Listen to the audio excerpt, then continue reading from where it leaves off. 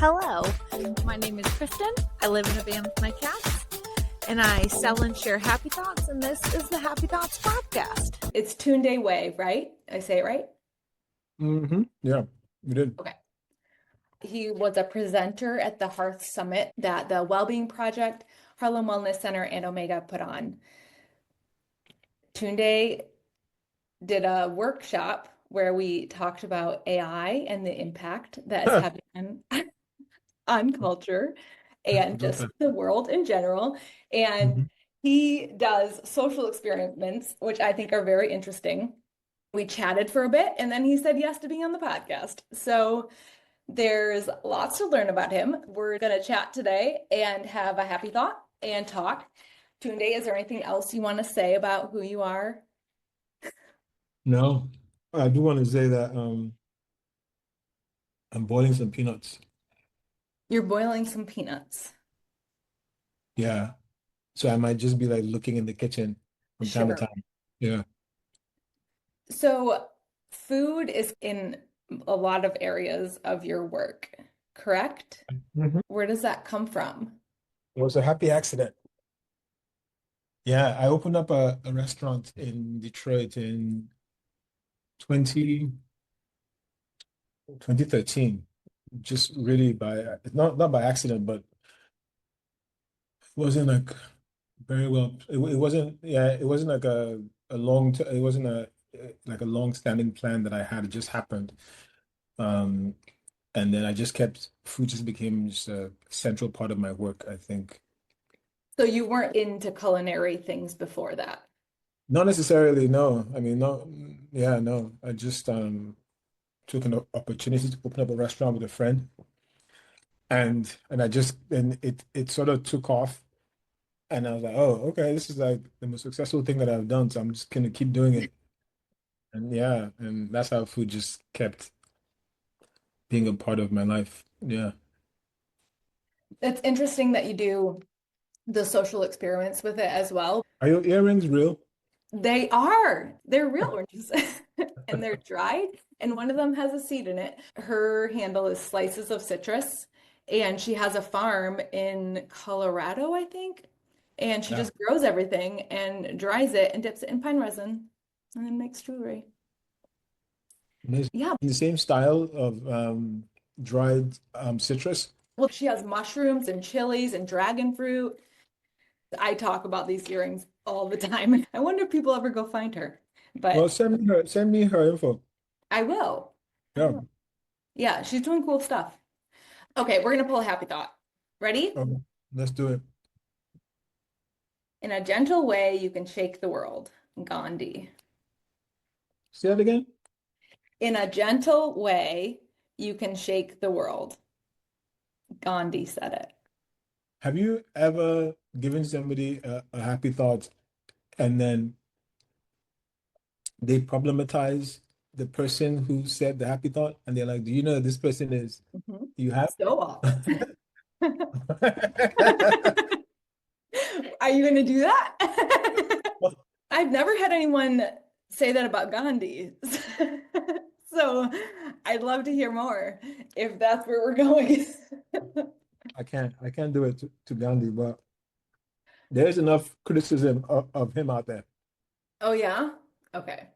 Well, Yeah, that'll be the next thing I Google. I was having Mother Teresa. I've got those handed back. I've gotten Oprah handed back. Yeah. why Oprah?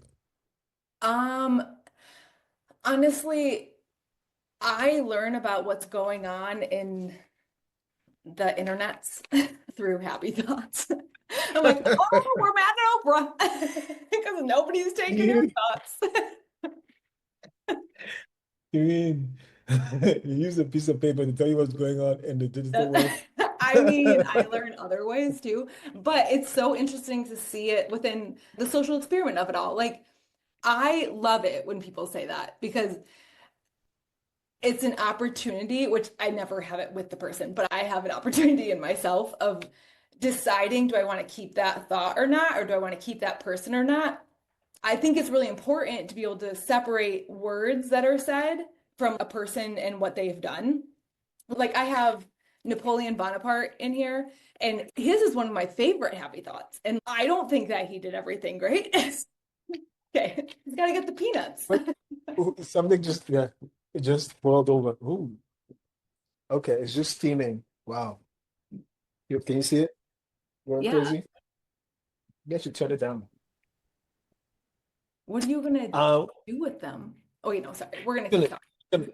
I'm just gonna eat them. Wait, so who is there anybody that you would not use for a happy thought? Like the Mother Teresa one was very surprising to me. I was like, why are we mad at Mother Teresa? And then Yeah, why? What happened to him? it's money. It's oh wait, I mean, What people, did she do with money? what I read, a very short amount, was that there might have been some corruption with the money that she was getting. I don't know anything, but I also don't want Yeah, to. I don't, I think that her words, like never worry about numbers, start with the person nearest to you. I think that's beautiful and wonderful. should never worry about numbers. Never worry about numbers, help one person at a time, and always start with the person nearest to you. That was Sounds one. like somebody was about to embezzle some shit right there. That's right. I know. She's Yeah, never just worry like, just about let me numbers. take from this one person, then I'll be good. Yeah. Uh, but to your point earlier, the reason why, yeah, Gandhi is because I mean, cynicism and criticism are like super, super easy to do. You Yes. know, to be Yes. cynical and to criticize, they're super easy. Not to say they don't have value. They have tremendous value in criticism and cynicism. Um, but they often sort of like paired with hypocrisy too. So all to say you're right. I think and everybody. It's not even like everybody has done something bad. Everybody lives in a very complex world, and people interpret that complexity differently. So what might be bad to you is complex to somebody else, or not even complex. So, but yeah, Gandhi has Cities. some mustard on his jacket, as they say, you know. I, But we all do. right. Yeah, And I think that we get to choose what we want to put our energy on. And so I, yeah. What is that? The happy thought. Before I interrupted you, I forget what is it? in a gentle way, you can shake the world. I think with your cooking and with happy thoughts, I mean, you're not just a chef, but is that where your trajectory of your life stemmed from? Is that restaurant? Or The what was trajectory of happening my before that? professional life. Yeah. Yeah, yeah, yeah. I mean, I would say. I mean, no. I mean, it's been all over the place. But I mean, opening up a restaurant was a thing that has shaped the professional life that people see for sure. Because it's like that's how I got into food, and food is how I made whatever name I have. So, yeah, the restaurant, Detroit, 2013. That was it. That was a turning point. Yeah, that was a turning point year for me too. Not with the Oh yeah, rest. what was happening Yeah. then? It What's was happening for you? that was when I started writing happy thoughts on my mirrors because I was so sad. Yeah. Did you tell, I mean, I'm sure you've said this on the podcast a million times, but did you tell me what made you sad? Do I know this No, already? I don't think I've actually said it, which I don't think I'm going to. But I had found myself in repeated situations where I was giving myself away. So I didn't have a sense of self. And I was very Yeah. depleted and depressed. And Yeah. I just started finding quotes that I liked and I wrote them on my mirrors so that I'd like something that I saw. And then they've stayed on my mirrors till now. They were on my mirrors when I quit my career and I started living in a van, and they're on the van mirrors. But I started writing thoughts down from my mirrors onto pieces of paper when I started the business, and I started handing them to everybody, which turned into the whole social experiment of it, which turned into the product.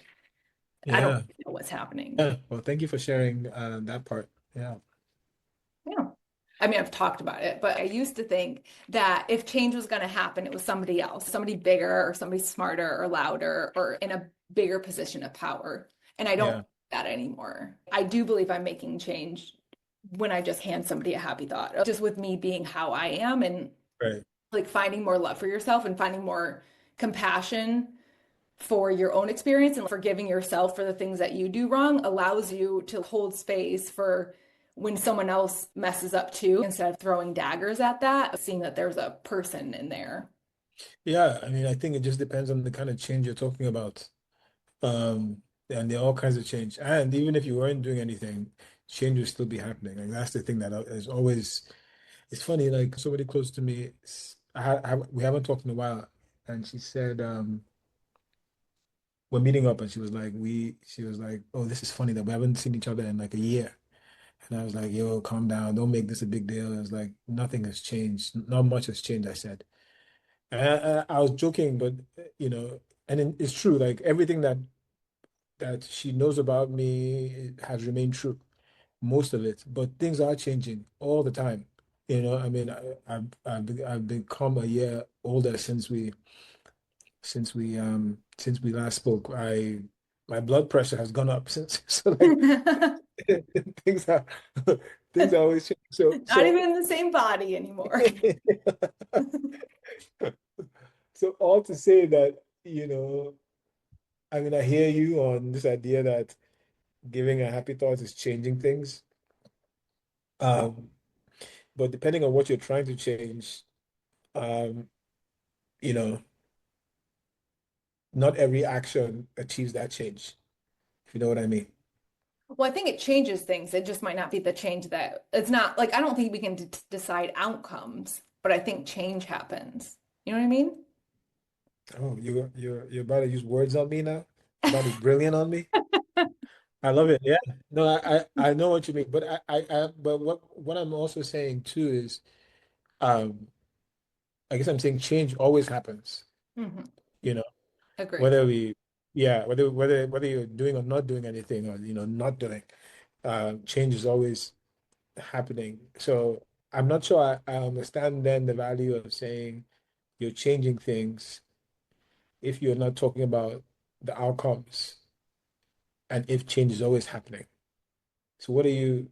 So it doesn't matter what you're changing. I think it matters a Saying you're changing lot. things. It Yeah, matters a yeah, lot what you're yeah, changing. Yeah. yeah, But also yeah. the change that's happened in my life over the past 4 years, really, of living a life that I wanted to live and making choices based on me, that has been the best trajectory of my anticipated and wanted change in what's actually happening. Like Right. I've wanted things and then I've been walking in the different directions. I'm like, but I'm supposed to do all these things, but that's over there and you're not going to get any closer to it. So I think the more that we know That's the change. ourselves, That's the change you're talking about, right? The change that's the outcome you're talking about for right, in like the that you think, outcome, but I think the change happens no matter what, is like what you're saying. Like I think that you can be moving towards yeah, the outcome or not. And the change, like yeah, what you're saying is that no matter what, something is happening. Like you're moving in some direction. But I think the little thing that we have to offer the world, which is unique to you and unique to me, I can't do what you do and you can't do, we can't be each other. But I think the more that we are ourselves, like we can end up closer to the outcome that we want to be. right. So, but so then just so that I'm sure and other people are sure to listening is that when you give out these happy thoughts, you are, and you said you're changing the world or you're changing things with the happy thoughts. I mean, that's a hope. I don't know. I don't know what Oh, I'm sure, sure, doing. sure. Okay, yeah, sure. You're hoping. But Come on now. the change you're hoping for is that people also begin to access this same sort of like self-fulfillment that you're accessing through your own life choices. Something similar, is that what you're saying? I mean, when they started my mirrors, I was seeking acceptance for myself. And so what I have noticed is that when I can accept myself, I can do a lot more that I didn't think I could do. I'm not saying that we have to even do a lot. I just think that The acceptance is important, is where your self-acceptance is important. And then what you do with it is what you do with it. But you I need think to, that's how we shape the yeah, world. Like I think when we accept ourselves and we are ourselves, they're little vibrations. You know what I mean? right. Like I think Well, what you're doing, the way that you do it, you are causing vibrations out from the people that right. interact with you. And that is changing the world, but it's just in your thing. And Mhm. who knows where that goes? Like who knows what's Well, happening? what does self-acceptance mean for you? What does that mean? Oh. Like for you? And how was it absent before you Oh, started was it accepting yourself? absent? Yeah. I feel like we have a podcast of a therapy session for Kristen right now. Let me tell you all about all my I problems. mean, we need to know that. Um, well, I had done the things that I thought I was supposed to do. So I went to school, I got my master's, I got a job, I got an apartment, I got a home, I had a car, I had benefits, I had my paychecks and all that. Yeah. I was unhappy the whole time that I was doing it. So I would say Right. that that is another abandonment of self. That wasn't accepting what I actually wanted to do. I was trying to do something that I thought I was supposed to do. And then Right. after I quit that, well, really, I mean, there's never a one moment that changed everything, but I started making decisions based on, like, I left Colorado to go to California and I learned to surf because I just wanted to learn to surf. And I just little things. And then the pandemic happened and then I created a lot.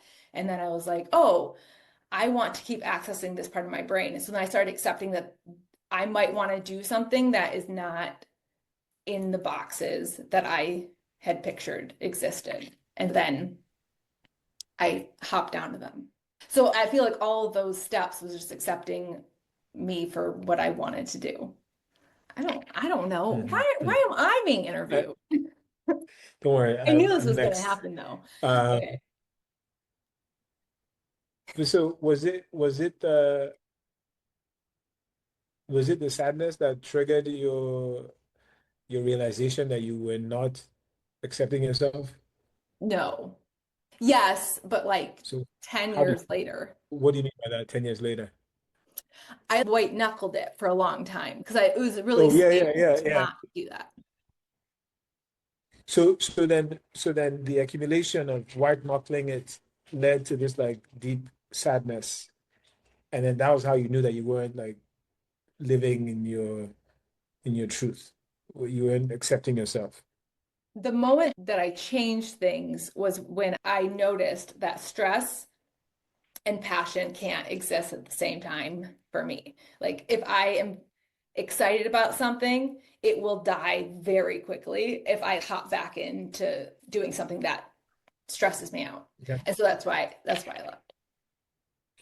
I don't know if I'm Right. No, answering no. questions though. No, no, I understand that. I guess I'm trying to understand what the trigger was for you to realize that you were not living in a self-accepting way. And it sounds like it was the sadness that you being sad about the way you were living, realization, and then you trying to balance the thing that you wanted to do versus the thing that you didn't want to do, but you felt like you had to do after you had realized that yes, you need to be, you need to be away from these strictures that you were confined in.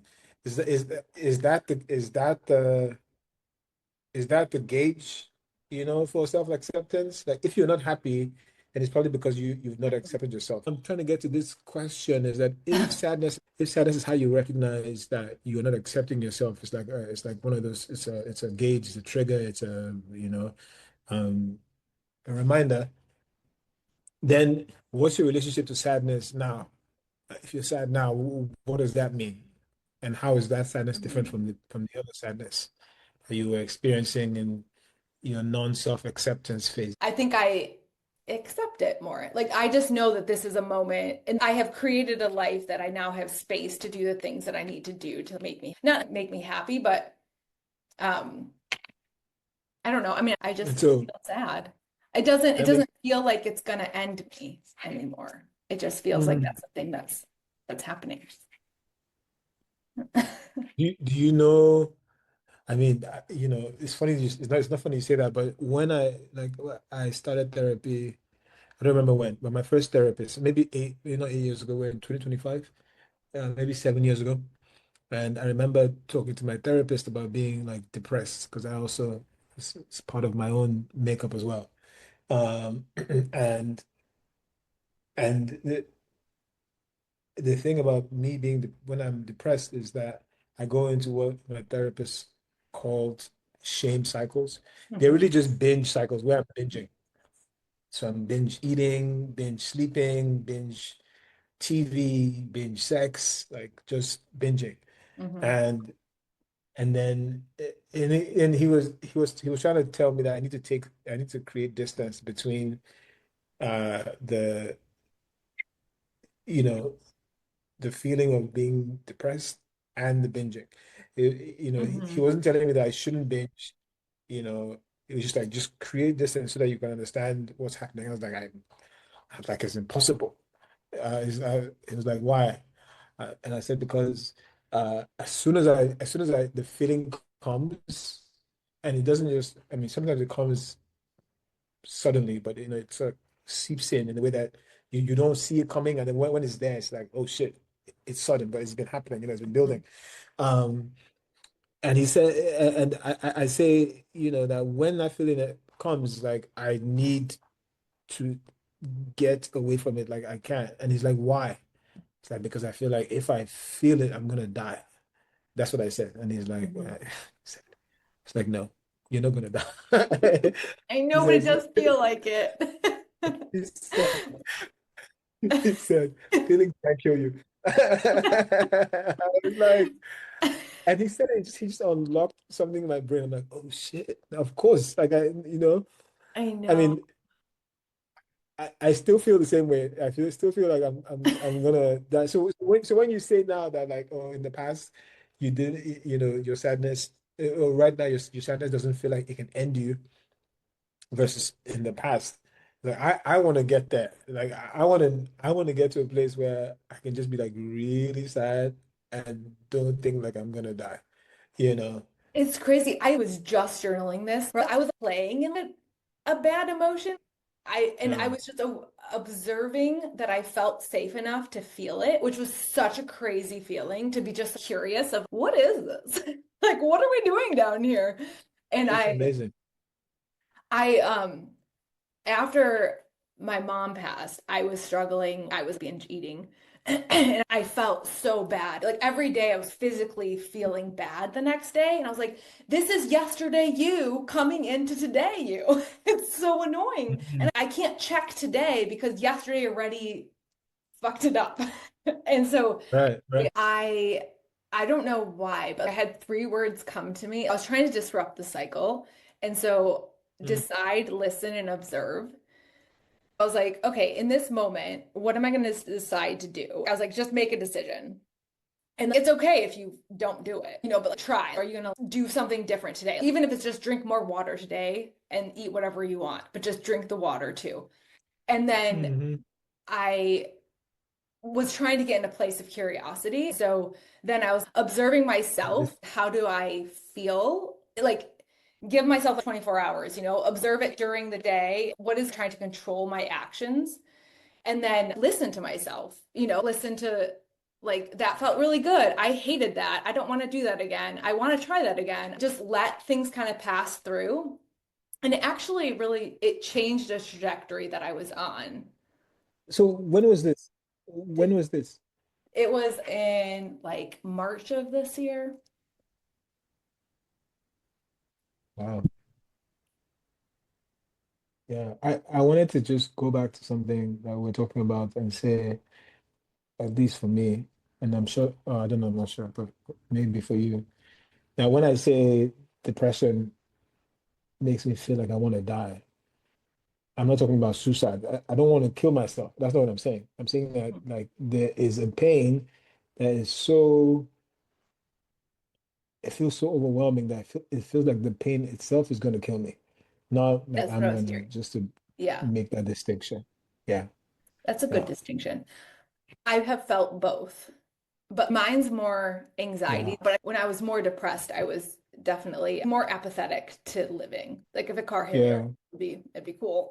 But like now, but then anxiety. So wait, but do you get sorry, and just to hold the thought on anxiety, but to go back to the apathy that could be open to like death. Did you ever have this experience? Because I've never had that, but I have had the sort of like, I don't know, numbing when I feel numb, you know, I don't want to do it. So apathetic, but not, you know, anyway.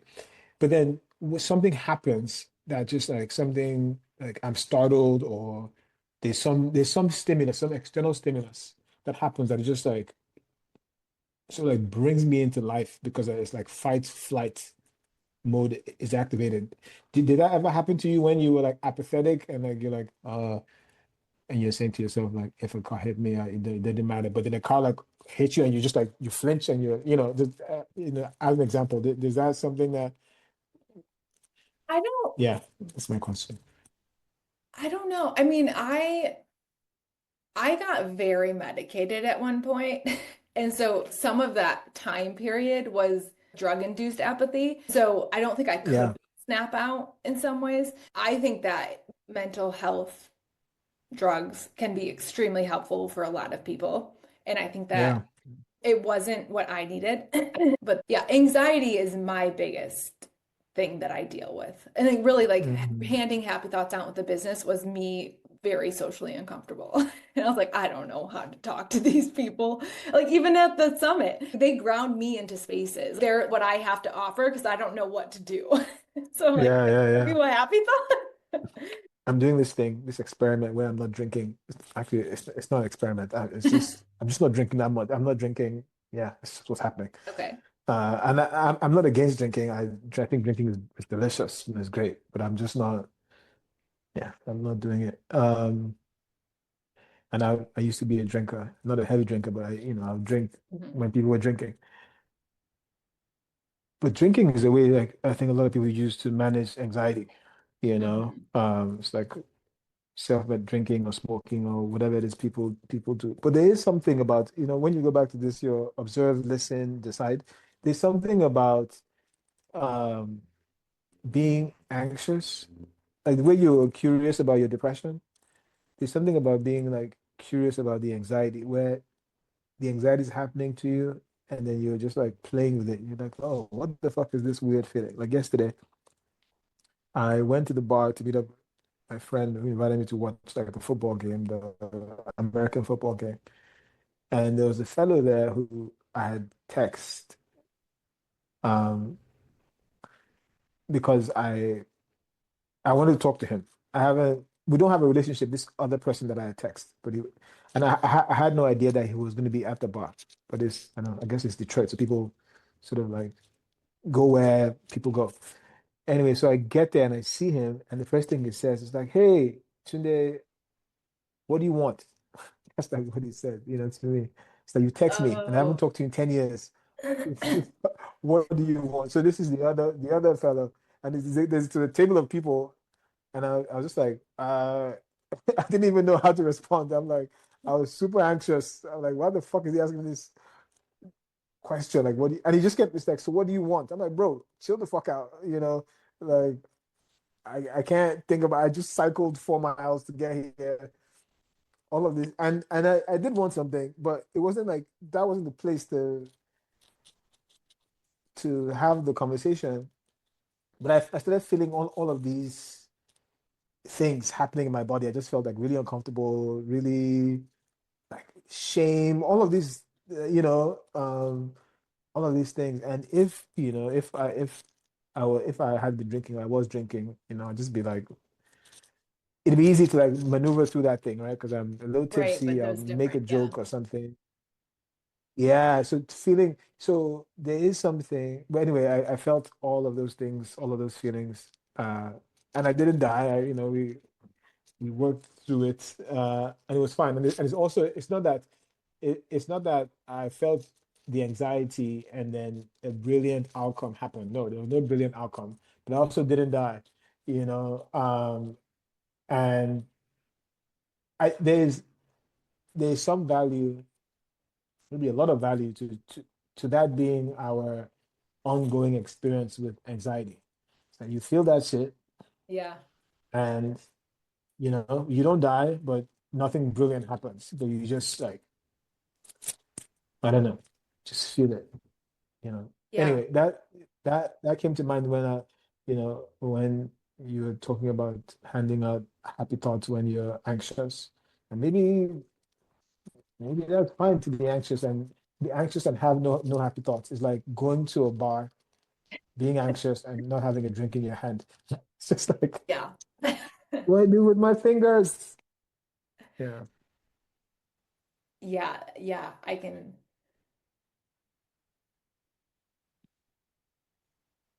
I don't know.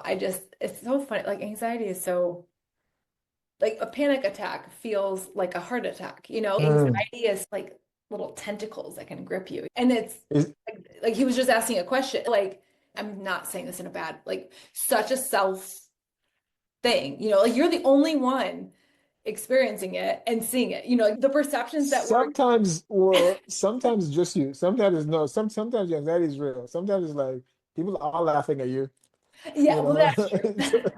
that's true. You're not wrong. But yeah, but you're right too. You're right about how like yeah, it's like you spinning in your own head, Yeah. you Well, know. there's just so many little gems of sharing happy thoughts. Because when people say no, or when people are laughing because someone said no to me, like, I know when people feel uncomfortable watching me be rejected. They get secondhand Mm. embarrassment of she's offering these and people don't want them. And then they feel the need to either get mad at the people or I can feel it. Wow. I can feel the energy that it brings, especially when there's rejection happening.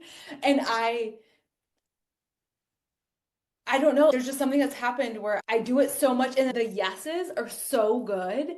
Like there's these pure moments that happen. So when somebody doesn't want it, it's so small to me now. Like where it's helped my relationship Really? with anxiety of the world around me just by accepting people for who they are. I'm offering you a happy thought, you said no, and that's all that was. If somebody's watching me, that's not mine. They know nothing about what I'm doing or what was even on that piece of paper. I feel that so strongly now that it has healed parts of anxiety just by being laughed at and by being rejected. Like, of just being Yeah. like, this Just the isn't practice of it.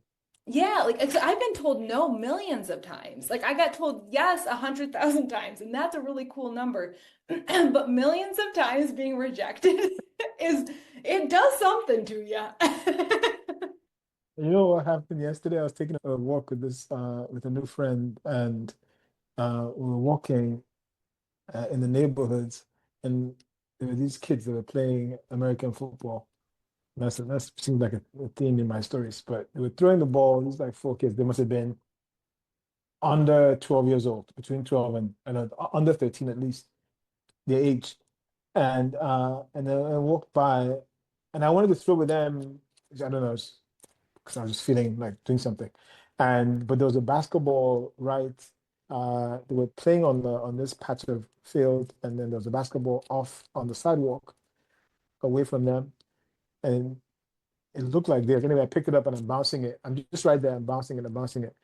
Uh, one of the boys is just like they stopped throwing and he's like looking at me. He's looking. He's walking towards me, and then I see him and I'm like, do you mind if I bounce the ball? It was a rhetorical question because I'm already bouncing the ball. And then he was like, no. And then he's like, yes. He was shaking his head and nodding his head. What the fuck is going on? And I'm like, is it yes or no, bro? Let me Where are bounce we this fucking at? ball. Yeah. Uh, he's like, no. I'm like, no. He's like, yeah, no. Then he hands he stretches his hand Oh. out to get the ball from me. I have to give him back the ball.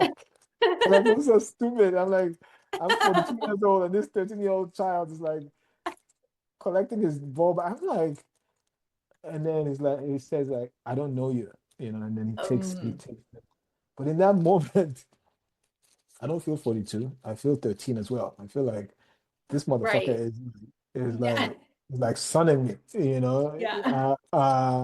So yeah, so all of this is happening, and then it's like, yeah, that's what I'm gonna say. It's like the rejection of it, it's like in my head, you know.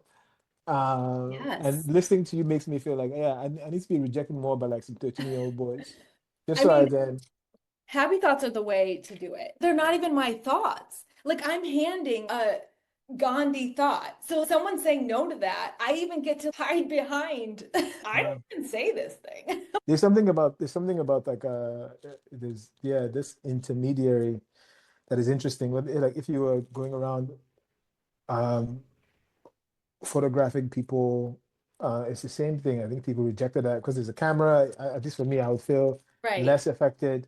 When I've done my, Sorry, I'm just plugging my computer in. yeah, do your thing. When I've done like my public performance work where I'm doing all kinds of things, wearing all kinds of costumes and stuff, it's actually, it doesn't feel like me. It's like I'm performing a role.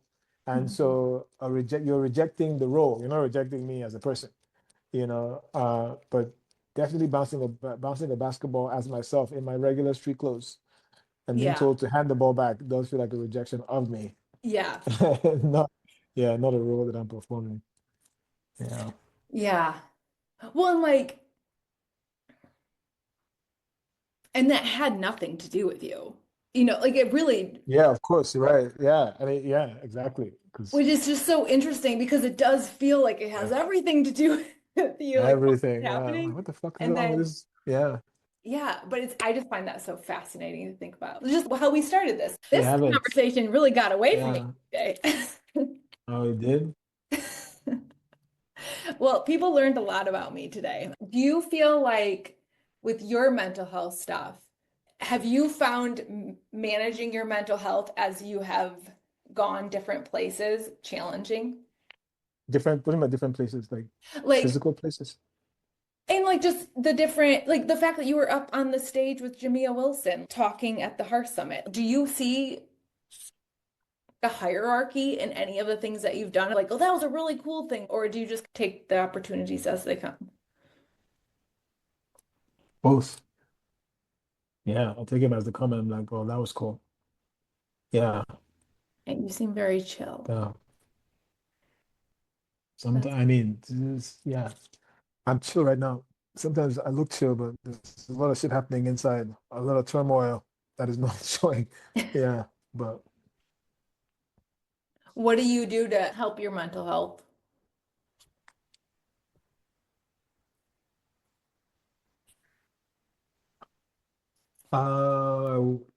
I work out.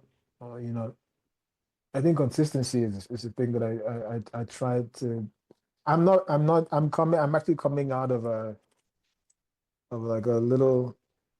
I don't want to call it a slump because I don't want to discredit these feelings, but yeah, I'm coming out of a low energy period. So or resting period. Yeah. Anyway, exercise, meditating, um, uh, daydreaming. I love daydreaming. Oh, yeah, yeah, yeah. I mean, I know. Yeah, it sounds fantastical, but for me, right now, actually, what it means, it's not even daydreaming. If I can find like some time to just let my mind wander without doing anything. So I'm just sitting down Mhm. I remember I was in New York, in this hotel, and I was looking at the roof, and there was this bird that was pecking at something. My goodness. Just pecking at this thing and just kept moving it around. I didn't know if it was it looked like it was pecking at another bird, like a dead bird, like Oh. almost like nudging it to come back to life. Or it could have been a piece of like, you know, plastic, like a plastic bag or something. I couldn't, it was too far away in the distance to say. But I just like stared at it for like 20 minutes, 30 minutes. I'm just like looking at it. Like, that sort of time, which I have all the time in the world because of the way my schedule is, but I don't always find that kind of time for myself to stop and not do anything. So those are the ways, because it's like, it goes back to the thing that we talked about earlier when talking about depression and pain and how it feels like death is generally, so far in my experience, like 95% of the time, no matter what I'm feeling, if I actually sit down to feel it, it goes away. Mhm. The not the thing, but my response to the thing just sort of not goes away, it just sort of like settles, Or you changes. know. But Yeah. yeah, exactly. And sometimes it might take a long time of sitting. It might take Mhm. sometimes 10 minutes, sometimes 1 hour. Yeah. And sometimes I don't get to the 1 hour. I'm like, fuck it, I can't, you know. Yeah.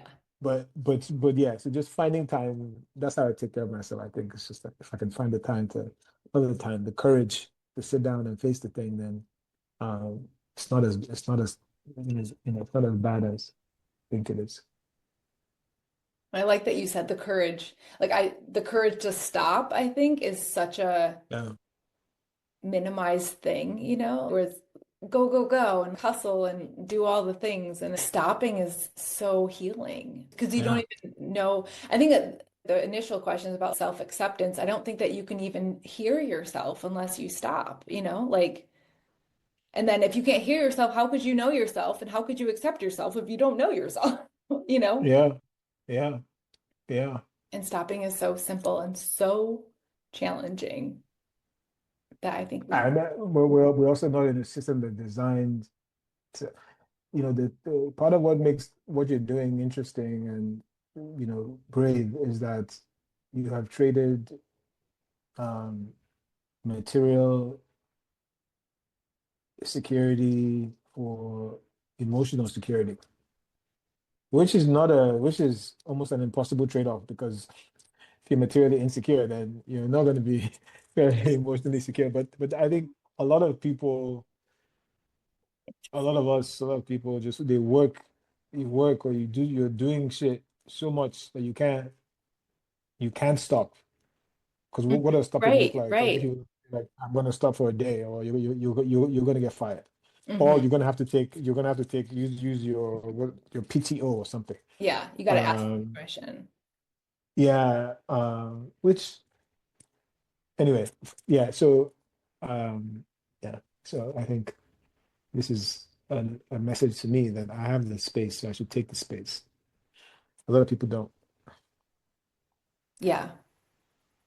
Well, and I've listened to different people talking. I think this one was Brene Brown talking to Oprah, and she was talking about how joy is the most terrifying emotion that we feel as humans because she's a shame researcher. Do you know Brene Brown?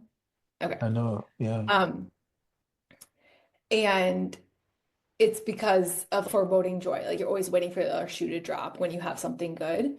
And she was talking about that there are people that are a more joyful people and what they do when they feel that foreboding joy, because everyone feels it. When something's going really well, it's like, this isn't going to last, and they just practice so much gratitude.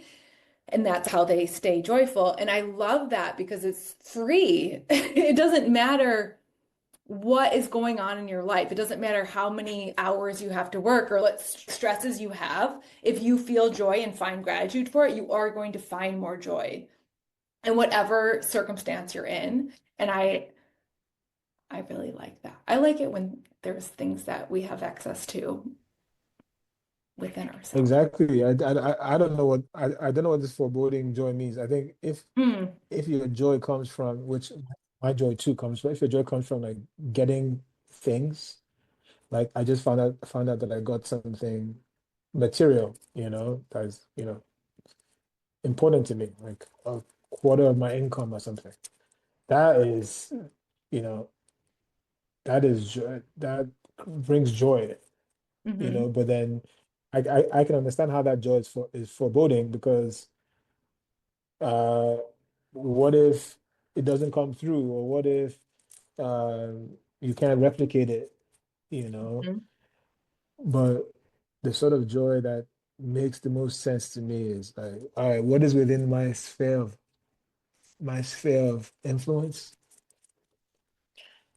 that I can control, and then am I grateful for those things?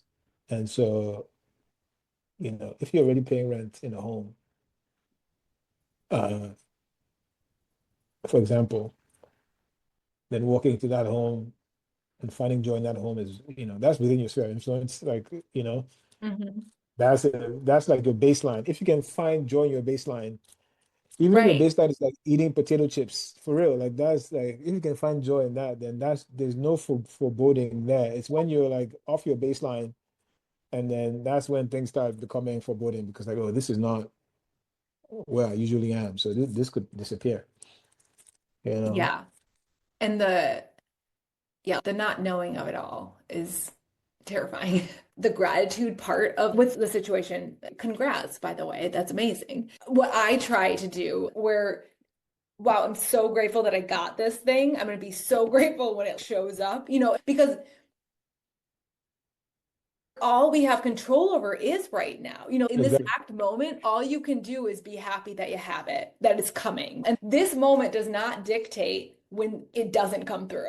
This moment has Hmm. nothing to do with that moment. All you've got is right now. So like, But that's my point. So if this moment has nothing to do with the next moment, the baseline is breathing. Like if you can just be, if you get to a place where, and this is my hope for myself, where I'm just like daydreaming or taking space and I'm joyful in that, like that's really what I want. Those other things are the interesting things that happen, sure, and I'm glad for those things, but I really just want to be able to just be like, all right, I'm gonna just sit down for like 20 minutes, and I'm gonna be grateful in that 20 minutes, in that sitting down without anything coming or going, without any, you know, gifts from yeah. the universe of money or status or anything. Because that shit is not fleeting. That shit, that shit is well, I don't know if it's permanent, but it's more accessible. Being able to be with yourself and sit with yourself Mhm. and find joy and gratitude in that. So Well, mm. so I hear you about breaking up an event into its constituent present moments, like joy here, joy here, joy here, and then when you get the thing, joy there too, and joy after. Well, I feel it's like not for me, all it's like joy. just right. I don't know As who's we experiencing know, there's also that. pain and there's also sunshine and Yeah. rain. So Yeah, yeah, all the things. No, I think that that brings it back to the happy thought though. When you're sitting for 20 minutes in gratitude just for the space you have, that shakes the world. That changes what your next step is, and who knows what that looks like. But I think it is gentle to just stop and just let yourself think about what's good. And then also let yeah, yourself feel the bad stuff. Look at that. exactly. Yeah. Thanks, Tunde. Yeah, You talked to me for so long. thank you. I'm so glad I met you. I'm going to put a blurb about Tunde. Is there anything you want to share with people about how to find you or anything? I'm on Instagram, but I'm not really posting there. I have a website where a newsletter or something, yeah, mailing list, and I have a newsletter, but I also do that intermittently as well. Um, Well, I'll put all that information in the little blurb. And your website is you've done a lot of things. You guys should check them out. yeah, Okay. thank you. Thanks for listening. Happy Thoughts are available on my website, thehappythoughtproject.com, and Amazon, and Fair for Wholesale. And we're on the Instagram, Happy Thoughts by Kristen. If you want to follow or leave a review on the podcast, you'd be greatly appreciated. Thank you, YouTube viewers, for being here.